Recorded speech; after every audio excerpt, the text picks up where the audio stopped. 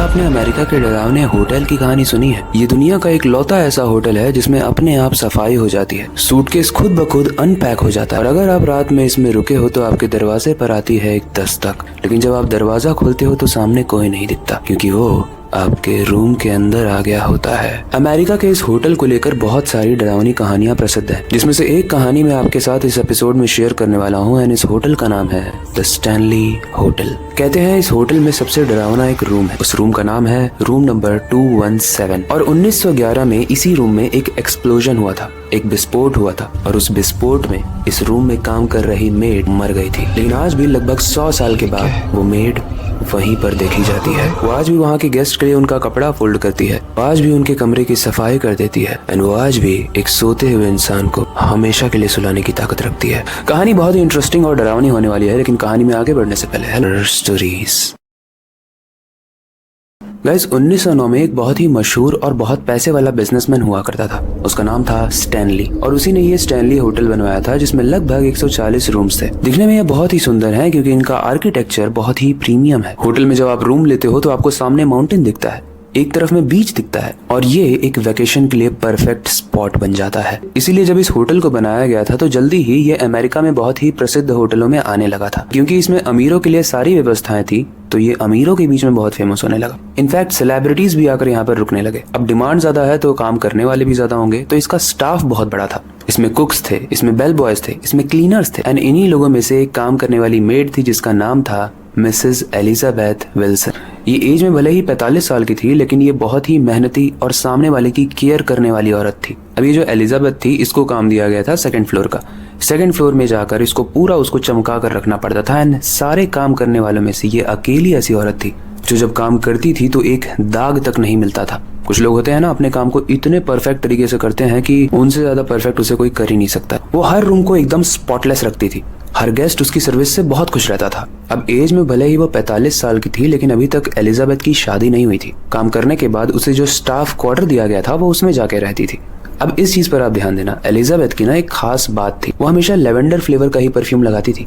वो कहती थी कि इसको लगाने से मैं जहाँ भी जाऊंगी ना वो रूम एकदम फ्रेश स्मेल करने लगेगा। एक बहुत बड़ा सा भयंकर तूफान आता है और ये तूफान वहीं पर आ रहा था जहाँ पर ये होटल बना हुआ था।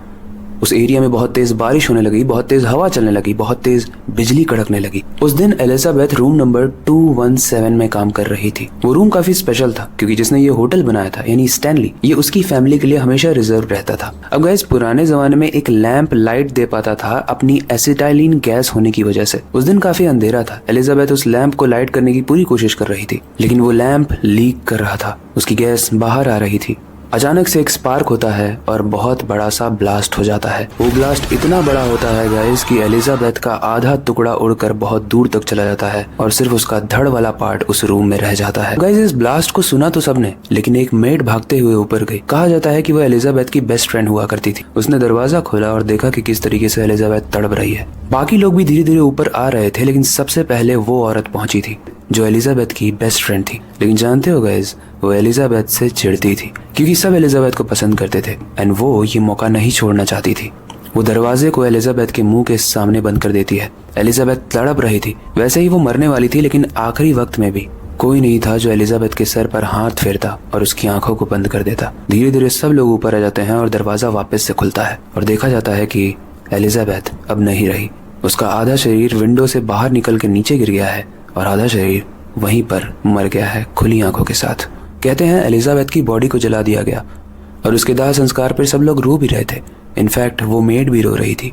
लेकिन कहानी में सबसे ज्यादा डरावना ट्विस्ट तब आया जब कुछ साल के बाद फिर से एलिजाबेथ इस होटल में काम करने आई। सेम वही चेहरा, सेम वही तरीके से दिखना, सेम उसी तरीके का बिहेवियर, लेकिन वो एकदम शांत रहती थी। उसकी आंखें थोड़ी सूजी हुई थी। शुरुआत में तो सबको ये समझ में नहीं आया कि एलिजाबेथ तो मर चुकी थी, ये वापस कैसे आ सकती है।